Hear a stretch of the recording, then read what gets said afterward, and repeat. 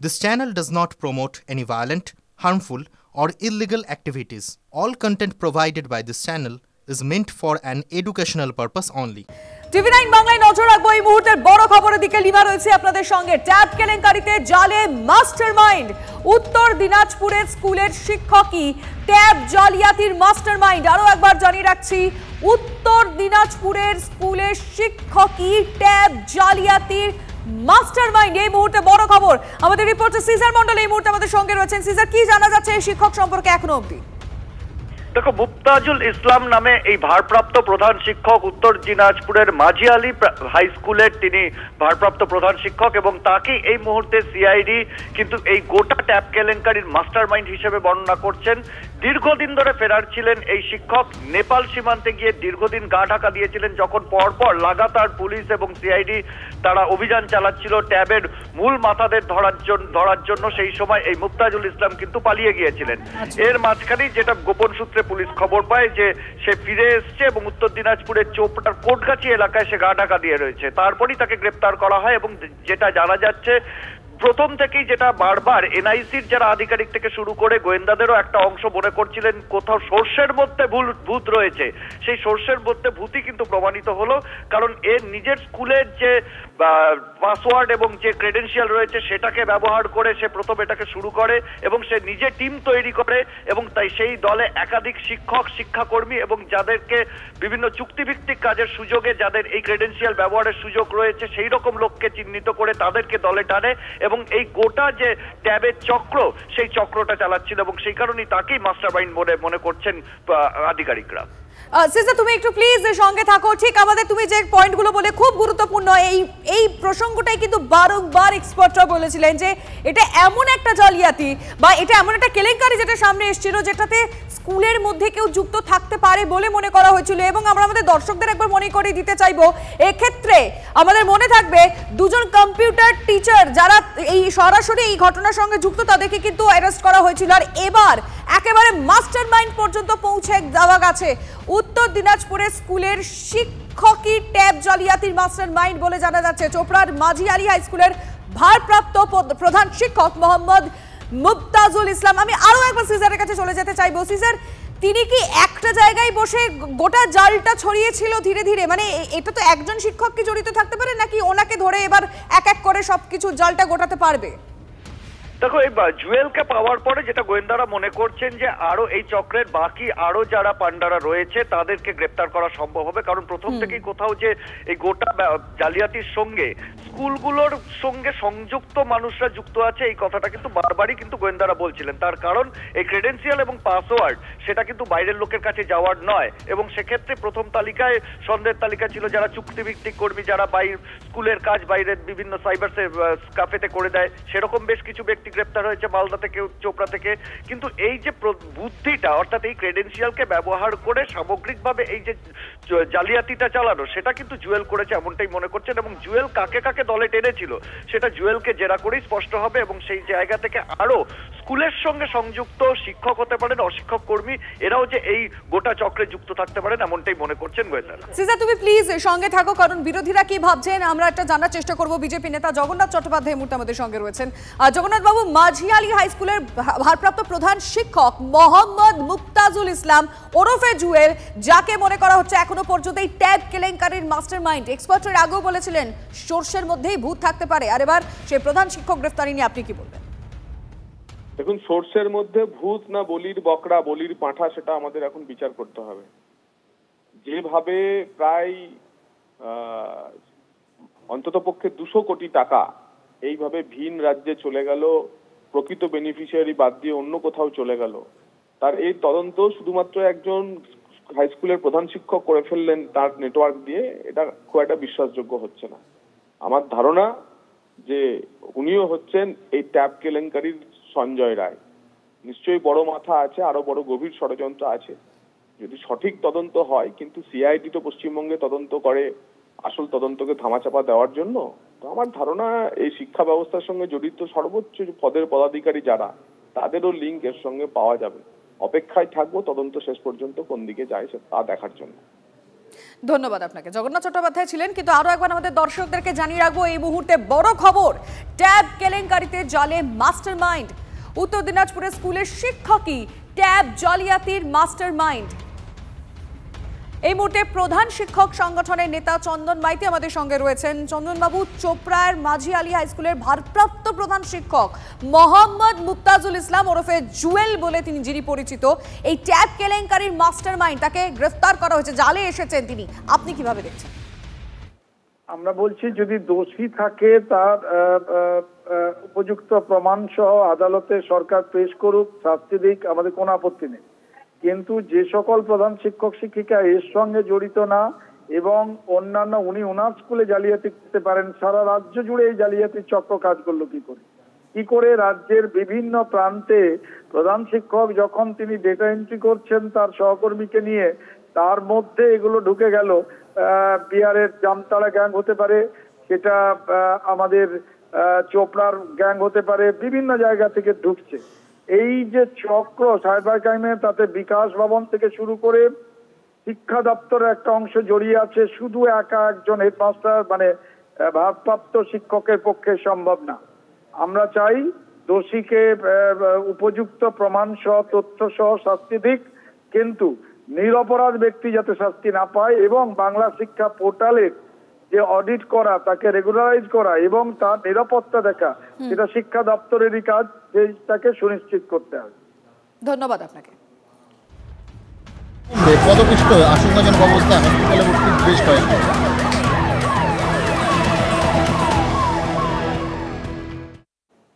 এবার নজর রাখতেই হচ্ছে আজকের অন্যতম বড় খবরের দিকে। মহাকুম্ভে পদপিষ্ট হয়ে বেশ কয়েকজনের মৃত্যু, আহত বহু।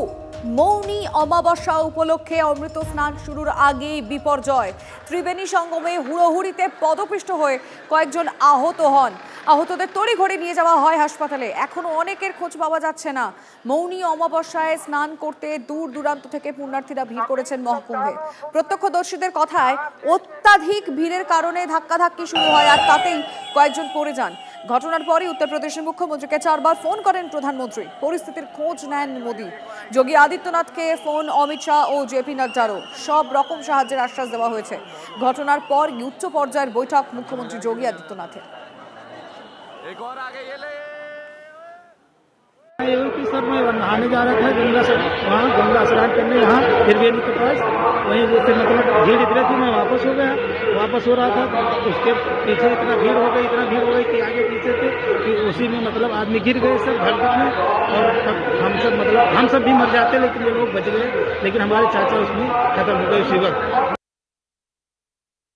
भीड़ के दबाव से संभवतः कोई गेट, चेंजिंग रूम का कोई गेट था जो कि भीड़ के दबाव से गिर गया भीड़ के एक हिस्से पे, और उसकी वजह से वहाँ पे पैनिक की स्थिति हो गई।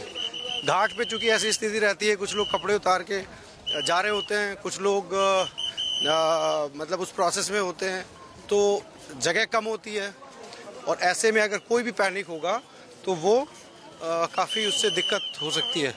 ऐसे ही क्रम में मतलब इस तरह की घटना हुई, ऐसा घटनाक्रम हुआ।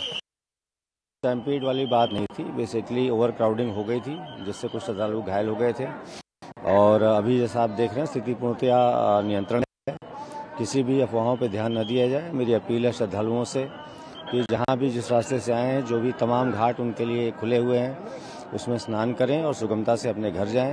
शीघ्र ही अमृत स्नान प्रारंभ होने वाला है और पूर्णतया सकुशल उसको संपन्न कराया जाएगा। जो सर ओवर क्राउडिंग हुई थी उसके बाद कोई और रास्ता बनाया गया, क्योंकि हमने देखा कि अखाड़ों ने अपना स्नान जो है कैंसिल कर दिया, कॉल ऑफ कर दिया। उसके बाद हमने देखा कि जो स्नान कर गए अखाड़ों की, वहां पर भी पब्लिक स्नान करते हुए दिखाई दी। नहीं, कॉल ऑफ नहीं किया गया, वो टेम्पररी एक पोस्टपोनमेंट था, थोड़ा डिले हो गई थी, जो कि आप जैसा आप देख रहे हैं इसमें हम पूरी तरह से तैयार हैं अमृत स्नान की को वेलकम करने के लिए।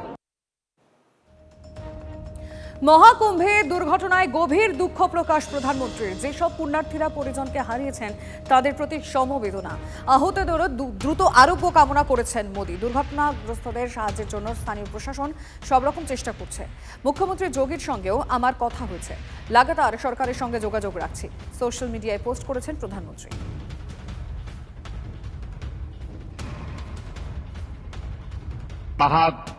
कुंभ में जो दुखद हादसा हुआ है, उस हादसे में हमें कुछ पुण्यात्माओं को खोना पड़ा है, कई लोगों को चोटें भी आई हैं। मैं प्रभावित परिवारों के प्रति संवेदना व्यक्त करता हूं और घायलों के जल्द स्वस्थ होने की कामना करता हूं। मैं यूपी सरकार के साथ निरंतर संपर्क में हूं। মহাকুম্ভে পদপৃষ্ঠের ঘটনায় শোক প্রকাশ করেছেন মুখ্যমন্ত্রী মমতা বন্দ্যোপাধ্যায়। এক্স হ্যান্ডেলে তিনি লিখেছেন, মহাকুম্ভে পদপৃষ্ঠ হয়ে মর্মান্তিক মৃত্যু হয়েছে অন্তত 15 জনের। শোকাহত পরিবারের প্রতি আমার সমবেদনা। গঙ্গাসাগর মেলা থেকে আমার উপলব্ধি হয়েছে যে এখানে এত বেশি সংখ্যায় পুণ্যার্থী সমাগম ঘটে, সেখানে সঠিক পরিকল্পনা এবং যত বেশি যত্নশীল হওয়া যায় ততই ভালো। মৃতদের আত্মার শান্তি কামনা করি।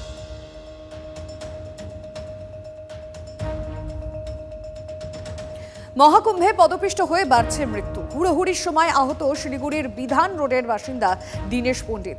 আপাতত তিনি স্থিতিশীল। 5 বন্ধুর সঙ্গে মহাকুম্ভে গিয়েছিলেন শিলিগুড়ির দীনেশ পণ্ডিত। এখনো খোঁজ মেলেনি দুজনের।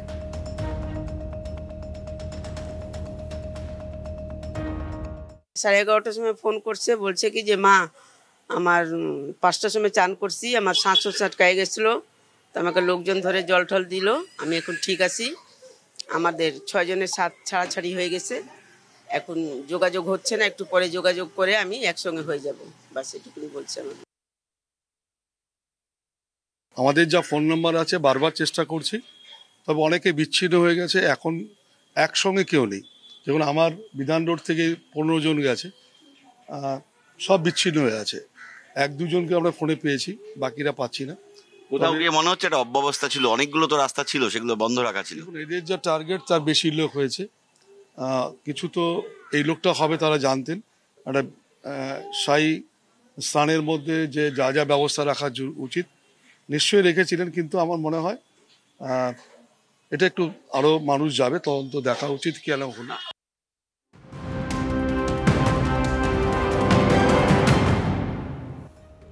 নদিয়ায় নজর রাখতেই হচ্ছে।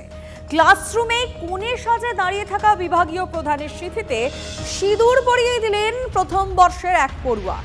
মালা বদলও হলো, আর সাক্ষী থাকলেন ক্লাস ভর্তি ছাত্রছাত্রী। রাজ্যের প্রযুক্তি বিশ্ববিদ্যালয় ম্যাকাউটের হরিণঘাটা ক্যাম্পাসের অ্যাপ্লাইড সাইকোলজি বিভাগের এই ভিডিও এখন সোশ্যাল মিডিয়ায় ভাইরাল। বিতর্ক শুরু হতেই বিভাগীয় প্রধান পায়েল বন্দ্যোপাধ্যায়কে ছুটিতে পাঠিয়েছে বিশ্ববিদ্যালয় কর্তৃপক্ষ। এই সেই ভিডিও যা ভাইরাল হয়ে গিয়েছে সোশ্যাল মিডিয়ায়। কথা বলবো আমাদের রিপোর্টার সুমন মহাপাত্র এই মুহূর্তে আমাদের সঙ্গে সরাসরি রয়েছেন। সুমন, এই ভিডিও দেখার পর নিশ্চয়ই কলেজ কর্তৃপক্ষ, বিশ্ববিদ্যালয় কর্তৃপক্ষ যারা রয়েছেন সবাই দেখে ফেলেছেন, তারা কি বলছেন?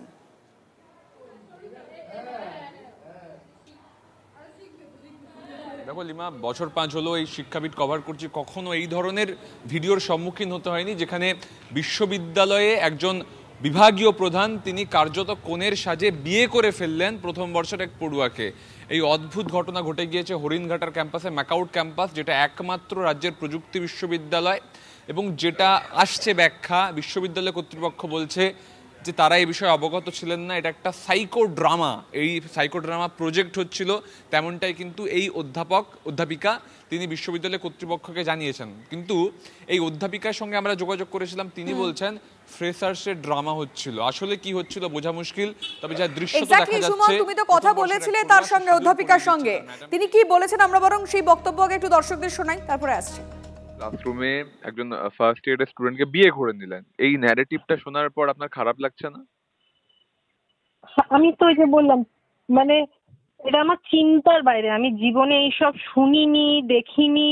আর আমি অলরেডি একজন ম্যারিড, মানে বিয়ে একটা আমার মনে হয় খুবই একটা অসপিশিয়াস জিনিস, সেটাকে এই মানে জাস্ট বলা, যেখানে বাচ্চারা এমনি আর্টিফিশিয়াল আমার মানে এমনি প্রপস নিয়েছে, কোথার থেকে কে ওড়না নিয়ে আসছে, কোথার থেকে কে রং আবির নিয়ে আসছে, কোথা থেকে কি নিয়ে আসছে, করে জিনিস করছে, এবং সেইটাকে এই বাজেভাবে প্রস্তুতি করা, মানে এটা আমার মানে চিন্তার বাইরে, কারণ কোনোদিন তো এইসব দেখিনি।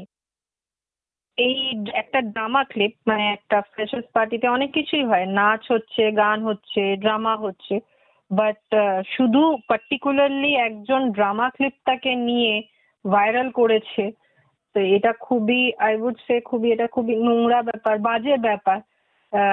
এটা না ভেবে যে অবভিয়াসলি এটাতে আমারও ক্যারেক্টার অ্যাসাসিনেশন হচ্ছে, তার সঙ্গে সঙ্গে বাচ্চাগুলো আছে, বাচ্চাগুলোর ক্যারিয়ার আছে, ফিউচার আছে, এবং সেটাও না ভেবে সে নিজের মতন স্টেপ নিয়েছে, এবং একটা নর্মাল ড্রামা ক্লিপকে ভুলভাবে, বাজেভাবে, নোংরাভাবে প্রেজেন্ট করা হয়েছে। সুমন আমাদের রিপোর্টার রয়েছেন, আমি যেটা জানতে চাই সুমন, যে মানে উনি বলছেন যে গোটা ড্রামার মধ্যে থেকে শুধু এই ক্লিপটাকেই ভাইরাল করা হয়েছে, রাইট?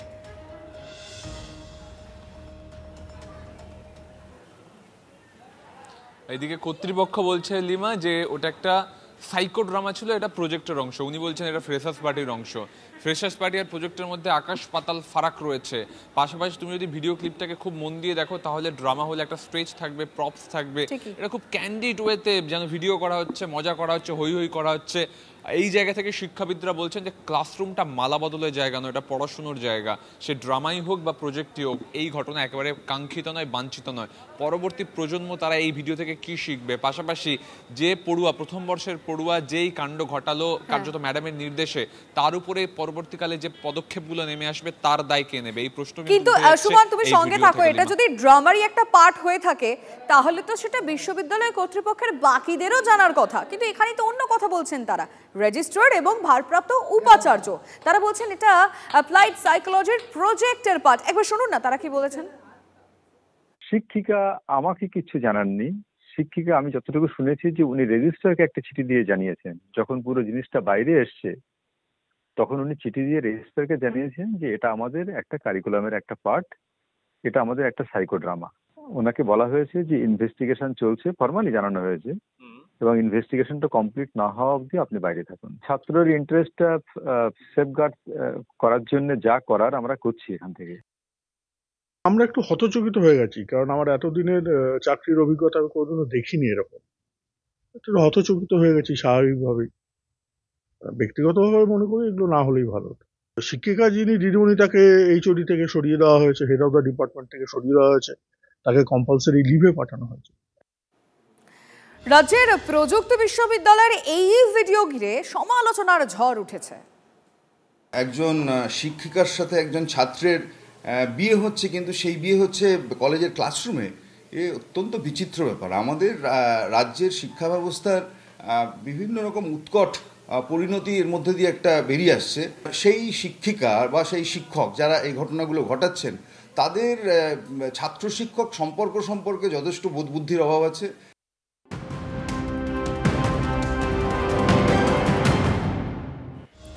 বিগত বেশ কিছুদিন ধরে দেখছি আমরা জেলায় জেলায় গুলি, বোমা, অস্ত্রের ঝনঝনানি। বেআইনি আগ্নেয়াস্ত্র উদ্ধারে রাজ্য জুড়ে বিশেষ অভিযান পুলিশের। গোটা রাজ্য থেকে উদ্ধার হয়েছে 87টি বেআইনি আগ্নেয়াস্ত্র। পুলিশের এই অভিযান সম্পর্কে আমরা জানবো, আমাদের রিপোর্টার সুশোভন আমাদের সঙ্গে রয়েছে। সুশোভন, কোথায় কোথায় কিভাবে এই অভিযান চলবে? দেখো, গতকাল একেবারে বেশ কিছুদিন ধরেই তাদের কিন্তু স্পেশাল যে অভিযান বলা যায়, যে স্পেশাল যে ড্রাইভ সেটা ছিল, এবং 87টা অস্ত্র এবং অন্যদিকে 153টা গুলি উদ্ধার হয়েছে। স্বাভাবিকভাবেই একটা বিষয় কিন্তু বারবার উঠে আসছে যে বিভিন্ন জায়গায়, সে কলকাতা হোক বা জেলা হোক, বিভিন্ন জায়গায় দেখা যাচ্ছে যে বেআইনি অস্ত্র, এবং সেই অস্ত্র দিয়ে কোনো সময় কেউ ধরা পড়ছে বা কোনো সময় দেখা যাচ্ছে যে খুল্লা গুলি চলছে। সুতরাং সেই জায়গায় কিন্তু রাজ্য পুলিশ মনে করেছিল যে একটা স্পেশাল ড্রাইভের প্রয়োজন, যেখানে কিন্তু 87টা বলা যায় অস্ত্র এবং 153টা গুলি এখনও উদ্ধার হয়েছে। যদি এখনো পর্যন্ত পুলিশ কর্তারা মনে করছেন যে এখনো পর্যন্ত তাদের এই স্পেশাল ড্রাইভ চালিয়ে যেতে হবে, তার কারণ আরও বেআইনি অস্ত্র রয়েছে রাজ্য জুড়ে এবং সেখানে কিন্তু বেশ কিছু জায়গায় বিশেষত একেবারে সীমান্তবর্তী এলাকায় এই সমস্ত জায়গায় কিন্তু বিশেষ করে কড়া নজর রয়েছে প্রশাসন এবং সেই সমস্ত জায়গায় কিন্তু অস্ত্র উদ্ধারের কাজ ইতিমধ্যে শুরু করা হচ্ছে এবং সেই জায়গা থেকে কোথায় কোথায় আর এই অস্ত্রগুলো কারা নিয়ে আসছেন সেটাই কিন্তু এখন জানার চেষ্টা করা হচ্ছে এবং এইখানে কিন্তু যে ফিগারটা বর্তমানে দেখা যাচ্ছে এই ফিগারটা আরও বাড়বে বলে গোয়েন্দারা মনে করছেন। লিমা, এক্ষেত্রে কি কোনো স্পেসিফিক জেলা বেছে নিচ্ছেন, মানে শুরুর দিকে এই জেলাতে বিশেষ নজর রাখবে, মানে সীমান্তর কথা তো তুমি মেনশন করলেই, বাকি কোনো জেলা রয়েছে কি? দেখো, মূলত যেই সমস্ত জায়গা যতটা স্পর্শকাতর এলাকা একেবারে সীমান্তবর্তী এলাকা এবং যেই সমস্ত জায়গায় বেশ কিছু এরকম বেআইনি অস্ত্র আনাগোনা রয়েছে, অর্থাৎ একেবারে বলা যায় যে বর্ডার এরিয়াগুলো, সেদিকেই বিশেষ করে স্পেশাল ড্রাইভ দেওয়া হচ্ছে এবং সেই জায়গা থেকে যেমন যেখানে গুলি এবং অস্ত্র উদ্ধার হয়েছে, কিন্তু এরপরেও একটা প্রশ্ন দেখা যাচ্ছে এই অভিযান থেকে আর কি কি উদ্ধার হয়, তোমার মাধ্যমে আমরা দর্শকদের জানাবো। সুশোভন, ধন্যবাদ।